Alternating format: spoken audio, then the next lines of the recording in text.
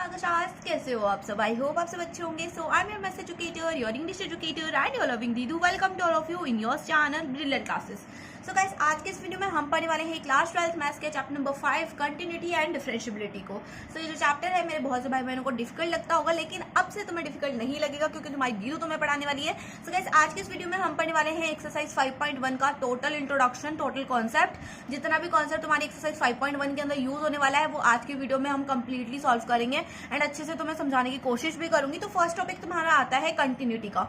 अब अगर तुम इंग्लिश में बात करो, कंटिन्यूस का मतलब क्या होता है? कंटिन्यूस का मतलब होता है लगातार, है ना? लगातार होता है कंटिन्यूस का मतलब। तो कंटिन्यूटी अगर हम मैथ्स के अंदर आते हैं तो कंटिन्यूटी का मतलब होगा कि अगर कोई ग्राफ है ना, कोई फंक्शन के लिए अगर हम कोई ग्राफ बना रहे हैं तो वो ग्राफ अगर लगातार है, मतलब लगातार चल रहा है, कंटिन्यूसली चल रहा है, उसमें हमें पेन उठाने की जरूरत नहीं पड़ रही है, तो ऐसे ग्राफ को हम बोल देंगे कंटिन्यूस ग्राफ। और अगर वो किसी जगह पे ब्रेक होता है तो वो हो जाएगा उसका डिसकंटिन्यूस पॉइंट। ठीक है, तो ये इतनी बकबक कर ली है मैंने। अब तुम्हें पेपर में बताती हूँ क्या चीज़ मैंने बोली है। तो जैसे कि अगर हम एक एग्जांपल लें, अगर मैं कंटिन्यूस का एक एग्जांपल ले लेती हूँ, तो ये मैंने कोई ग्राफ बना रही हूँ मैं, ये देखो, तो ये जो है कोई ग्राफ है, ठीक है। तो मैंने यहाँ पर पेन रखा, सीधा जो है मैंने ये लाइन ड्रॉ कर दी, है ना।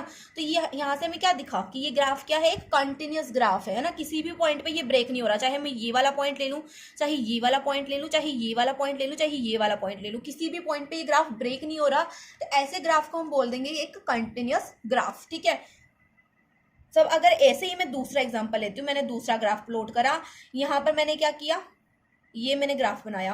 अब मुझे बताओ कि ये क्या कंटिन्यूस ग्राफ है? बिल्कुल भी कंटिन्यूस ग्राफ नहीं है, क्योंकि ये इस पॉइंट पर आकर क्या हो रहा है? ब्रेक हो रहा है। अब इस पॉइंट को तुम सी मान लो कि सी पॉइंट पर आकर तुम्हारा ग्राफ क्या हो गया? ब्रेक हो गया। तो सी पॉइंट क्या हो जाएगा? तुम्हारे ग्राफ का डिसकनेक्टेड पॉइंट हो जाएगा। ठीक है, डिसकंटिन्यूस पॉइंट हो जाएगा तुम्हारा सी, है ना। और ये ग्राफ क्या हो जाएगा? डिसकंटिन्यूस ग्राफ हो जाएगा। तो तुम्हारा ये कंटिन्यूस ग्राफ नहीं है, कंटिन्यूटी को फॉलो नहीं कर रहा, तो ये फंक्शन भी तुम्हारा कंटिन्यूस नहीं होगा।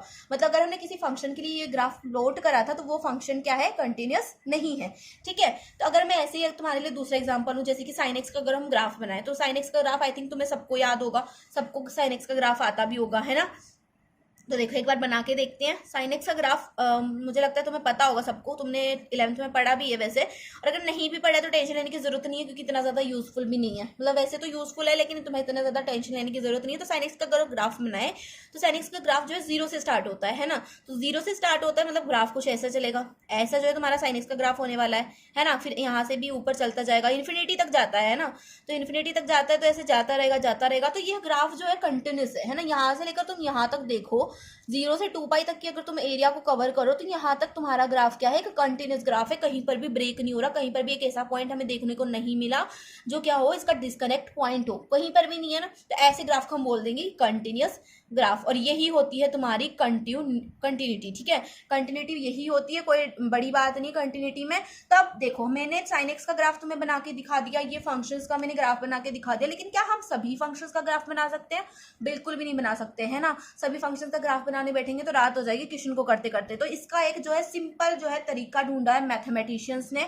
और वो सिंपल तरीका क्या है? एक फॉर्मूला, है ना। हर चीज का फॉर्मूला होता है, तो ऐसे ही हमारा कंटिन्यूटी चेक करने का भी एक फॉर्मूला है। तो अगर हमें किसी भी फंक्शन की कंटिन्यूटी चेक करनी है तो उसके लिए हमारे पास एक फॉर्मूला होता है, एंड वो फॉर्मूले के अंदर तुम्हारी लिमिट्स यूज होने वाली है। अब लिमिट्स तो तुम्हें याद होंगी, 11th क्लास के अंदर चैप्टर नंबर 13 था लिमिट्स एंड डेरिवेटिव्स करके। अगर नहीं पढ़ा है तो कोई टेंशन की जरूरत नहीं है, यहाँ पर हम अच्छे से क्लियर करने वाले हैं। ठीक है, सो लिमिट्स तुम्हारी यूज होने वाली है। तो लिमिट्स का फॉर्मूला होने वाला है लिमिट्स को इतना सा तो तुम्हें याद आ गया होगा ना, हम कैसे लिखते थे लिमिट्स को। Limits x tends to c minus यहाँ पे ले रही हूँ, मतलब ये लेफ्ट हैंड लिमिट है तो यहाँ पर माइनस साइन लगेगा सी के ऊपर। ठीक है, limits x tends to c f of x is equal to होना चाहिए हमारा limits x tends to c plus f of x is equal to function f of x के इक्वल। ये अगर तीनों चीजें जो है तुम्हारी इक्वल आ जाती है, मतलब तुम्हारी लेफ्ट हैंड लिमिट इक्वल आ जाती है राइट हैंड लिमिट के, और ये दोनों इक्वल आ जाते हैं तुम्हारे फंक्शन के, तो हम क्या बोल देंगे कि ये क्या है? एक कंटिन्यूस फंक्शन है, ये कंटिन्यूटी को जो है सेटिस्फाई कर रहा है। ठीक है, तो ऐसे ग्राफ को हम बोल देंगे कंटिन्यूस ग्राफ, अगर ये तीनों चीजें जो है सेटिस्फाई हो जाती हैं। तो ये जो फॉर्मूला है तुम्हें याद रखना है एक्सरसाइज 5.1 के लिए। अब कंफ्यूजन हो रहा होगा कि इसको कैसे यूज करना है, हमें तो कुछ पता नहीं है, कुछ भी याद नहीं है कैसे यूज करते थे लिमिट्स को। तो कोई टेंशन लेने की जरूरत नहीं है, यहाँ पर हम एक एग्जाम्पल लेंगे और उससे तुम्हें अच्छे से क्लियर हो जाएगा। तो चलो फटाफट से एग्जाम्पल की तरफ चलते हैं। तो चलो भाई लोग, हमने क्वेश्चन लिख लिया है। अब फटाफट से एग्जाम्पल को सॉल्व करते हैं। तो f of x is equal to हमें गिवन है एक्स जब 0 से छोटा है तो हमारी वैल्यू आ रही है 1, जब एक्स 0 के इक्वल है तब हमारी वैल्यू आ रही है 2, और जब हमारा एक्स 0 से बड़ा है तो हमारी वैल्यू आ रही है 1। तो पहले तो तुम इस चीज़ को देखो कि ग्राफ टूट कहाँ पर रहा है। ग्राफ कहाँ पे टूट रहा है? 0 पे टूट रहा है। अब ये हमने कैसे पता करा? क्योंकि यहाँ पर हर जगह पे क्या कर रहे हैं? 0 की बात कर रहे हैं अपन। तो हम क्या करेंगे, पहले तो ग्राफ को चेक करेंगे at x is equal to 0 पे, है ना। एक तो 0 पे चेक करेंगे, फिर 0 से थोड़ी सी छोटी वैल्यू पे चेक करेंगे, फिर 0 से थोड़ी सी बड़ी वैल्यू पे चेक करेंगे। अभी जो छोटी वैल्यू और जो बड़ी वैल्यू है 0 से, ये क्या वैल्यूज है? जैसे कि अगर मैं 0 से छोटी वैल्यू लूँ तो 0 से छोटी वैल्यू कौन सी होगी? 0 माइनस होगी, मतलब तुम्हारी लेफ्ट हैंड लिमिट होगी। अगर मैं 0 से थोड़ी सी बड़ी सी वैल्यू लूँ तो 0 प्लस होगा, और वो हो जाती है तुम्हारी राइट हैंड लिमिट। तो ये हो गया ना तुम्हारा वो फॉर्मूला जो मैंने पहले बताया था पहले वाले पेज पे। एक तो एक्स इज इक्वल टू 0 पे चेक कर रहे हैं, और ये एक्स इज इक्वल टू 0 क्या है? तुम्हारा एफ ऑफ एक्स है, मतलब तुम्हारा फंक्शन है, ठीक है। तो 0 पे हमारा फंक्शन है, 0 से छोटी वैल्यू पे हमारी लेफ्ट हैंड लिमिट है, 0 से बड़ी वाली वैल्यू पे हमारी राइट हैंड लिमिट है। ये बात क्लियर होगी? तो फटाफट से चेक करते हैं अब, है ना। तो देखो फॉर्मूला क्या होता है, लेफ्ट हैंड लिमिट चेक करें पहले। तो फॉर्मूला क्या होता है इसका? लिमिट एक्स टेंड्स टू, अब यहाँ पे मैं 0 लिख सकती हूँ ना, सी की जगह पे, सी की जगह पे 0 लिख सकते हैं, 0 पे टूट रहा है ग्राफ। तो x tends to c minus लिख देंगे, मतलब 0 माइनस लिख देंगे, सॉरी, है ना। अब यहाँ पर जो है ना एफ ऑफ एक्स जरूर लिख दिया करो कि एफ ऑफ एक्स यहाँ पर ना इंपॉर्टेंट होता है लिखना, ठीक है। अब दूसरी चीज हम क्या देखेंगे? राइट हैंड लिमिट देखेंगे, मतलब limit x tends to 0 plus, है ना। और यहाँ पर लिख दो f of x is equal to, तीसरी चीज क्या होगी हमारी? तीसरी चीज होगी फंक्शन एफ ऑफ एक्स होगा। तो ये हमें प्रूव करना है, ये चीज हमें प्रूव करनी है कि तीनों चीजें क्या है? इक्वल है। अब मुझे यहाँ पर कुछ गिवन है, कोई चार्ट गिवन है, तो मुझे बताओ कि जब 0 से छोटी वैल्यू है हमारा जो है एक्स है, अगर वो 0 से छोटा है तो हमारी वैल्यू क्या आ रही है फंक्शन की? फंक्शन की वैल्यू भाई 1 आ रही है। जब हमारा एक्स 0 से छोटा था, ये 0 से छोटी चीज है ना, तो यहाँ पर हमारी वैल्यू 1 आ रही है। तो जब हमारा एक्स 0 से छोटा है तो वैल्यू 1 आ रही है, मतलब लेफ्ट हैंड लिमिट आ रही है 1, ठीक है। अब जब हमारा x जो है 0 से बड़ा है, 0 प्लस है, 0 से बड़ा है, यहाँ पे 0 से बड़ा है, तब भी हमारी वैल्यू 1 आ रही है, तो इसकी वैल्यू भी हमने फंक्शन की वैल्यू 1 लिख दी। इज इक्वल टू, अब एफ ऑफ एक्स की वैल्यू, जब हमारा ग्राफ क्या है 0 के ऊपर है, मतलब F of x is equal to आ रहा है 0, मतलब x की वैल्यू क्या है? 0 है, तब हमारी फंक्शन की वैल्यू क्या है? फंक्शन की वैल्यू है 2।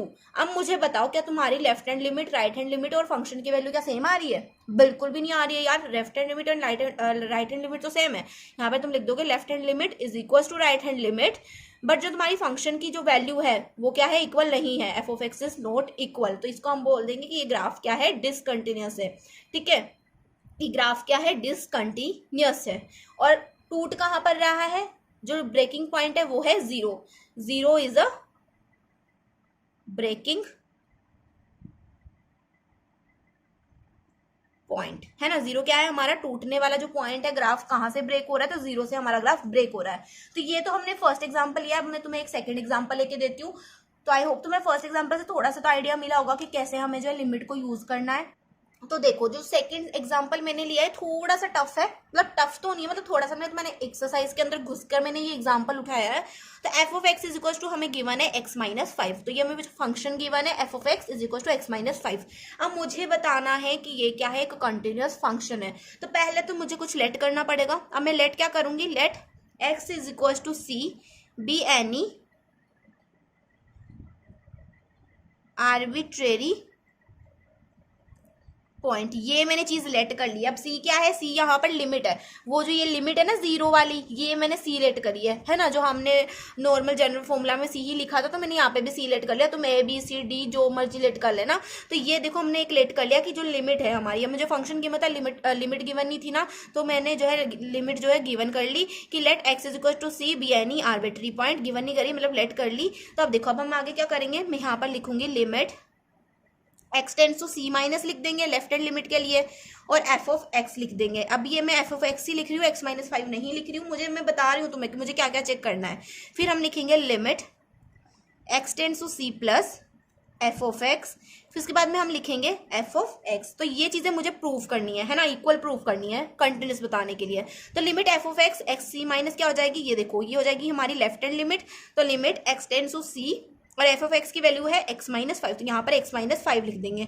अब मुझे क्या करना है, जहाँ पर भी मेरा x है ना, जहाँ पर भी तुम्हारा x दिखे तुम्हें, वहाँ पर तुम्हें c पुट कर देना है। क्या पुट कर देना है? c पुट कर देना है। सिंपली बस इतना सा करना है, जो लिमिट होती है तुम्हारी वो यहाँ पर पुट कर देनी है फंक्शन के अंदर। तो अगर मैं यहाँ पर c पुट करूंगी x की जगह पे, तो तुम जब नेक्स्ट स्टेज पे आ जाते हो ना, तो ये चीज़ लिखने की जरूरत नहीं होती, लिमिट लिखने की जरूरत नहीं होती। जब तुम लिमिट पुट कर देते हो फंक्शन के अंदर, तो तुम्हें ये चीज़ दोबारा नहीं लिखनी होती, रिपीट नहीं करनी होती, ये मैं बता रही हूँ, ठीक है। तो c में यहाँ पे लिख दूंगी, तो यहाँ पर हम डायरेक्ट लिख देंगे c माइनस 5, बाकी सब एज इट इज रहेगा, x की जगह पे c लिख देंगे, मतलब x की जगह पे वो लिमिट लिख देंगे।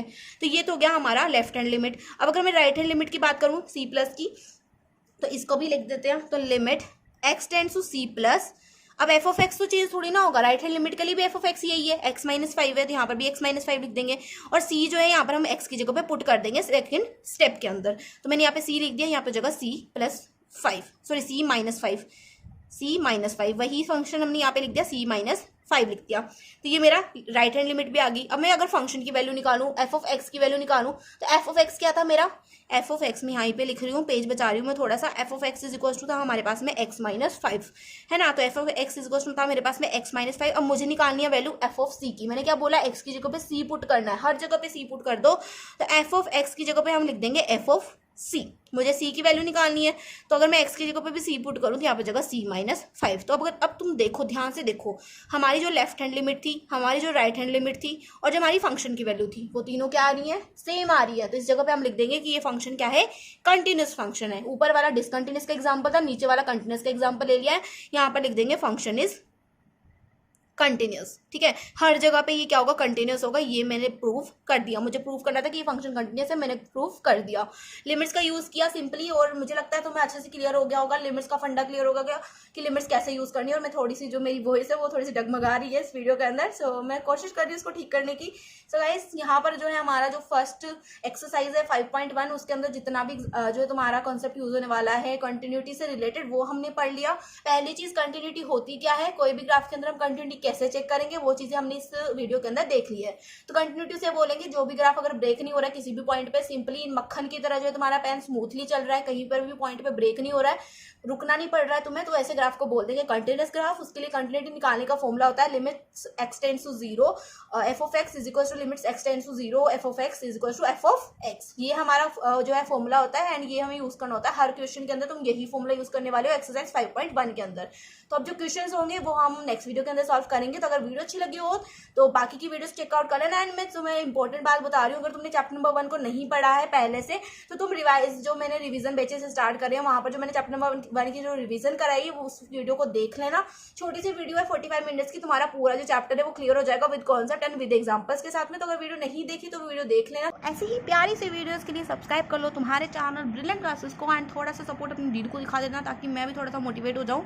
तो मिलते हैं नेक्स्ट वीडियो में, तब तक के लिए बाय बाय, टेक केयर।